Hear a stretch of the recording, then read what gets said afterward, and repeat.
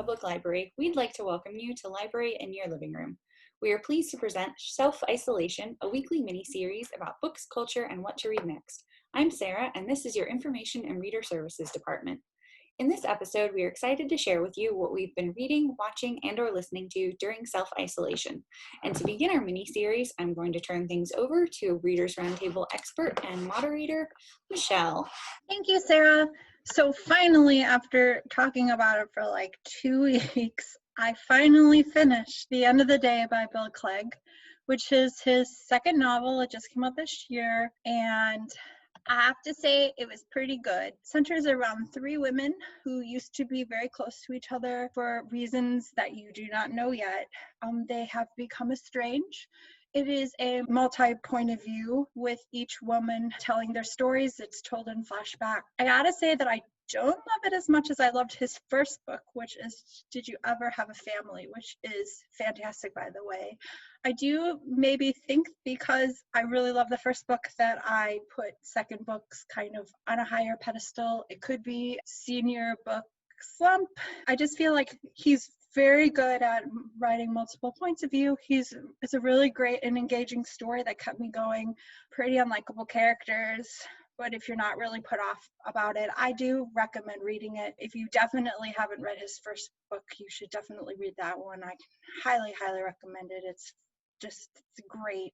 Fantastic. Secondly, it's a movie recommendation.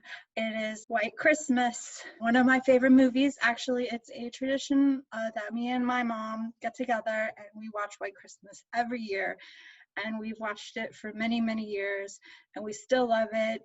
If you don't know what it's about 2 men that become friends in the army during World War II.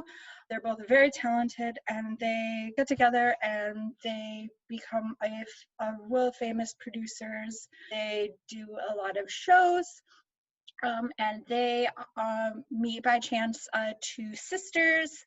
And of course, they're sparks, and they follow the sisters to Vermont, where they're going to perform at an inn. But it turns out that in Vermont, they haven't had snow in many, many weeks. And of course, it's really close to Christmas. That's very sad. And then they find out that the owner of the inn is their old army general who retired, and they work together to put on a great show. And of course, there's a happy ending with fantastic songs, with the world famous White Christmas song. It's great. Cry every time. It's always just a great movie that I very much enjoy. And that's actually all I have to talk about today. So I'm going to turn it over to William. Thank you. So it's the time of year when gift giving is the thing to do. And I may have mentioned this before. I absolutely love giving gifts. In my board game Slack group, I'm a member of a Secret Santa we decided to hold where we donate to charity and, if possible, give a small gift.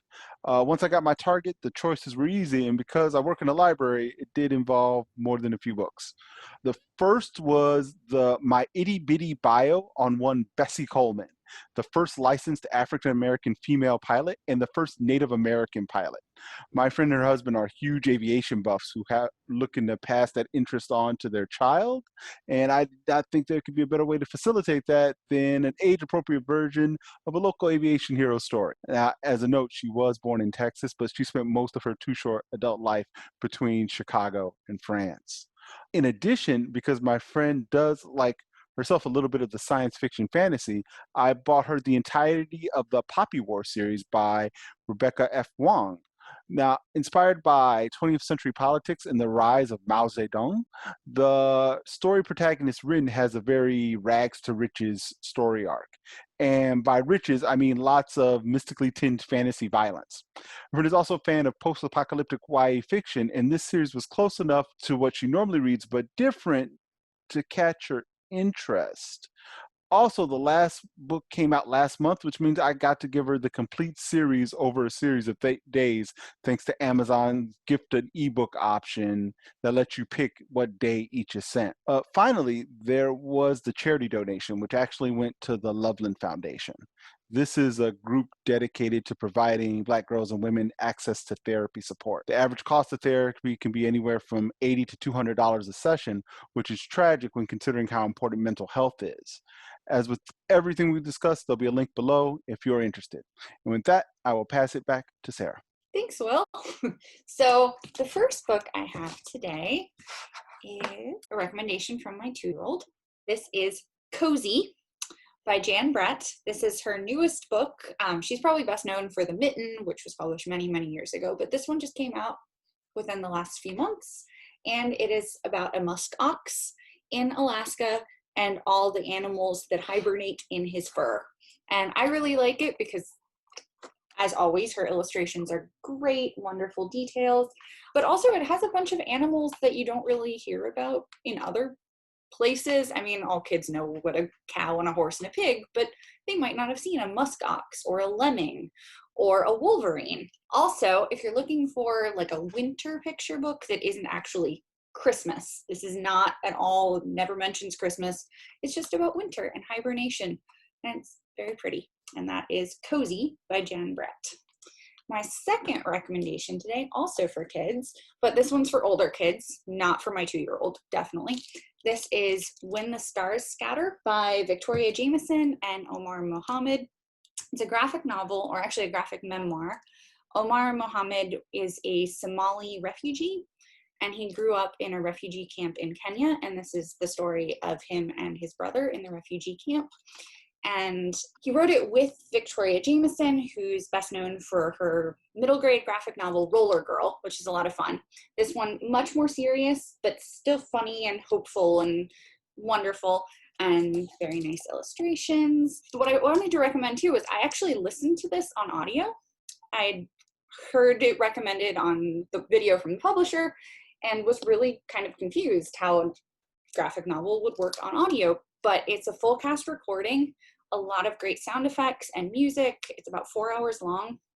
And this is, I'll open it to another page. See, it is a very text-heavy graphic novel, so it really did work on audio. I started out like looking through it and listening at the same time, and ended up setting the book aside because I wanted to get other things done while I was listening to the audio. So I recommend both the graphic novel and the audiobook. Probably like middle school, maybe upper elementary school, but like middle school and up. It's great for adults too, not just for kids. And then finally, a holiday recommendation. I read The 12 Dates of Christmas this week by Jenny Bayliss. It's a British romance. The main character, Kate, has signed up for 12 dates of Christmas. It's an event put on by an online dating website. And so she is scheduled to date 12 different men at 12 different events between like Thanksgiving and Christmas. And it turns out she's really still in love with her childhood best friend, and they figure that out in the end. But a lot of things go wrong on all the dates. It's a lot of fun. If you liked One Day in December or We Met in December, two other British Christmas romances, it reminded me a lot of those. And I highly recommend it if you're looking for something Christmassy and romance. And with that, I will pass it on to Laurie. Thanks, Sara. This past week, I have read one book. It is called The Constant Rabbit, and the author's name is Jasper Fforde. His name is Fforde, and he writes these, I guess you could call them quirky, kind of alternative reality type, but kind of reality type books. The main series that he's done is called The Air Affair, and it has to do with British. They're all set in Britain, but it's kind of a different kind of Britain. Anyway, in this book, there's normal people, but there had been an event where rabbits became anthropomorphized and they're not like little bunnies. They are tall, and they have the rabbit way, and then it becomes kind of a political issue where people think that rabbits are trying to take over because you know how rabbits reproduce. And that's something that the event did not change. They still, people are like, oh, the rabbits, they're going to take over, and then we're all going to have to be vegans and eat carrots and things like that. Anyway, it's very typical Jasper Fforde. It's very, Wales is always a country, an outlaw country. In the Thursday Next books, cheese. You have to get your contraband cheese from Wales. So in this book, Wales is kind of the outlaw state next to England. And I don't think I'm doing a very good job of explaining it. So if you're in the mood for a different, funny, good book, I would recommend this one. I've enjoyed some of his other ones better, but this was still a very good book. And he makes lots of jokes about people whose last names start with FF, which I thought was pretty funny. And that is all that I have. So I'm going to pass it off to Nancy. Hi, thank you, Laurie. Well, this week I don't have any books, but I did come across some very interesting things. For one, if you're not aware, Bruce Springsteen, who I consider to be an American poet, has a new album out. It's kind of an eclectic mix. It's with the E Street Band. I'm really enjoying it. And it has a lot of traditional Springsteen imagery, like rivers and transportation. Reminds me somewhat in some songs of his really early albums where he seemed to grab any instrument you could find, and just an eclectic mix of instrumentation. So it's really Letter to You, Bruce Springsteen's new album with the E Street Band. And this is on CD at the library. I also was really happy to see that a movie that I watched a few years ago is now available on Canopy. It's called Party Girl, or Party Girl. And it was made by a French actor who many of us are familiar with because he was in the long-running French series, The French Village, that was very popular in Highland Park and online. And he made this with a couple of colleagues and friends. It's kind of a documentary featuring members of his family. It's mostly in French. It's also partly in a dialect that he grew up speaking in Lorraine, on the border of France and Germany. And in a couple interviews, I was intrigued. I remember reading about how the fact that his mother was a bar dancer, and growing up, he was kind of weird, I guess, going to school. And what does your mom do? She's a dancer. So he came to terms with it. He made this film with his brothers and sisters and his mom and some colleagues about his mom and her life. And it's very good, and it's very interesting, and it's now available on Canopy, and it's called Party Girl, because that's what his mom did. I'm gonna share the screen here, talk about a little bit about opera, because once again, I was checking the text on the metadata for an opera, and I came across both a piece and a composer. I never heard of it, and it's called Macleod. It's called The Cobbler of Cairo, and I thought, and I thought about the cultural appropriation issues, and I also thought, well, I don't know this composer very well, and so I looked him up, and it turns out, he didn't really endure, and he wasn't a very nice guy. In fact, when the Nazis took over France during World War II, he didn't even wait to eliminate the laws against racial discrimination and profiling that had been on the books since the 1870s, and went straight down to the prefect and gave him the list of Jews in French arts so they could be deported. So I didn't listen to this opera, but it was still kind of interesting to find out about him. It's not been well performed over the last few years because there's a lot of baggage with it. It's really not endured, but that's very unusual to see a new piece juxtaposed against ads for chocolate drink and your bank. I will turn this over to Catherine. Thanks, Nancy. So I have been reading and watching a lot about Bill Cunningham, and there are a lot of things out about him recently that I wanted to share with you. You either know immediately who Bill Cunningham is or you've never heard of him, but he was a fashion journalist who had a very long running column, or more than one column, in the New York Times, especially on the street and evening hours, and they were photo columns. He would go out almost every day of his life and take photographs of what people were wearing and how they wore it, and then he would put together these columns for the newspaper. So if you ever read the New York Times, unless you just started in the past couple of years, then you have seen his column. But you don't have to be interested in fashion to be interested in Bill Cunningham, because he is just a delightful person to read about and sort of an eccentric person. He lived a very simple life. He put everything into his work, and he believed fashion to be all about creativity and self-expression and what people are excited to wear. So a good place to start, if you are not really familiar with his work, is a big coffee table book called Bill Cunningham on the Street, 5 Decades of Iconic Photography. It's selections from his column with some short essays about his work. It's really just fun to flip through, see what he did. He brought a lot of sort of wit to his photographs. In fact, he liked to photograph how people were getting through big storms. in New York City.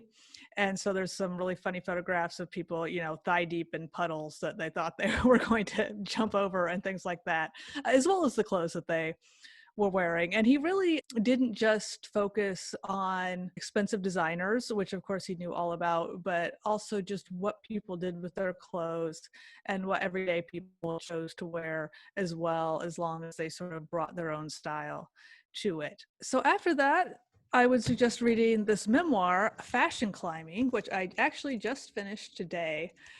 It's hilarious. It was actually published after his death in 2016. His family found it and had it published.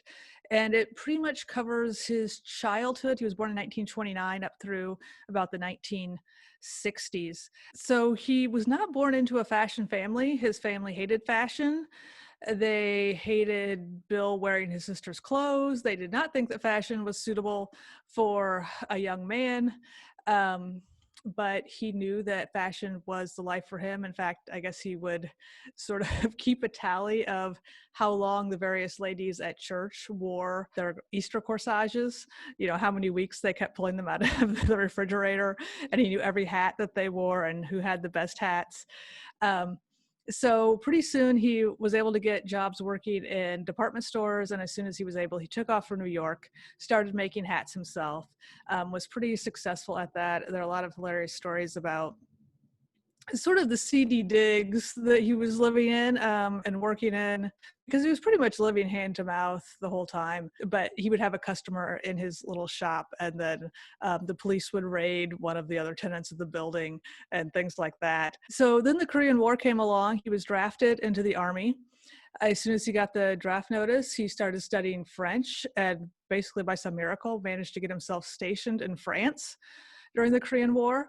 And then he kind of glosses over how he managed to get permission for this, but he started running tours for other GIs around France and Europe, I guess for the purpose of morale. It kind of sounds like they were in some ways just touring famous brothels. But he did that. He wound up teaching officers' wives how to make hats. So probably the only soldier who ever, set himself up as a milliner in the army.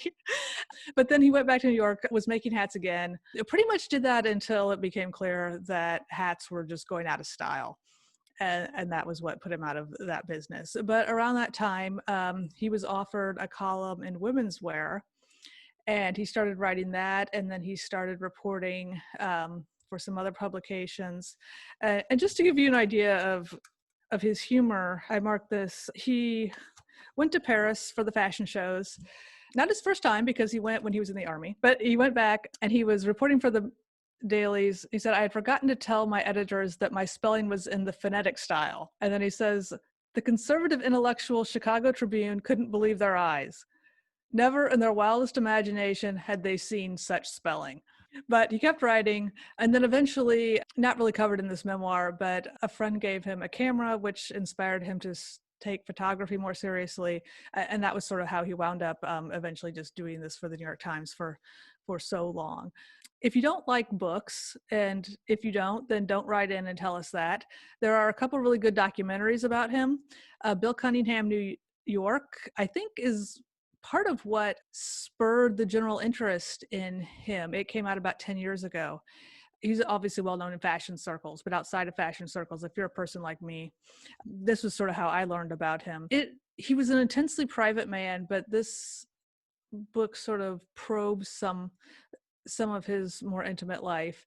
And a lot of it sort of focuses on, in his late life, his need to move out of Carnegie Hall, where he had lived in a rooftop apartment for many years. And in fact, in Fashion Climbing, he covered the fact that that was actually his second apartment in Carnegie Hall, in the Carnegie Hall building. The first one he shared with Jean Campbell and her new husband, Norman Mailer.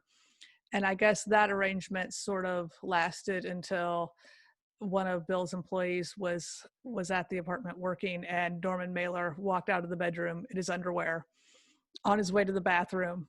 And I guess didn't even notice the woman he walked past, to the extent to say, "Excuse me." So anyway, she was She was livid. And so Bill moved out to a different apartment. So that's Bill Cunningham, New York. And then another recent documentary is The Times of Bill Cunningham, which is more laudatory. It's based on a long video interview that Bill Cunningham gave in the 1990s. I guess it was supposed to be a 10-minute interview, but he actually continued until the tape ran out. He's just really charming to watch. So you get a lot of the same types of stories and just his thoughts on things and all of that. So anyway, Bill Cunningham, if you're interested at all, these are some great resources to check out. It's a lot of things, but they're all in the show notes. And there's even more out there. I know there's another book of his photos coming out next year. So, if you've already watched these, then keep a lookout for new things. And from there, I will give it back to Sara. Catherine, so that's it for today, folks. As always, please remember that we are all here for you. We are available for comments, questions, or concerns that you may have, and you can reach us online through Facebook at facebook.com/HPLibrary, through our Twitter, which is @HPLibrary, or via email at hppla@hplibrary.org. Because the library's hours and services can change suddenly due to COVID, it is best to contact us via email or via chat on our website before coming to the library. Our music today was Carefree by Kevin Macleod, and you can find more information about this and the titles we mentioned in our show notes below. Okay, everybody, this is us, signing off. Until next time, stay safe.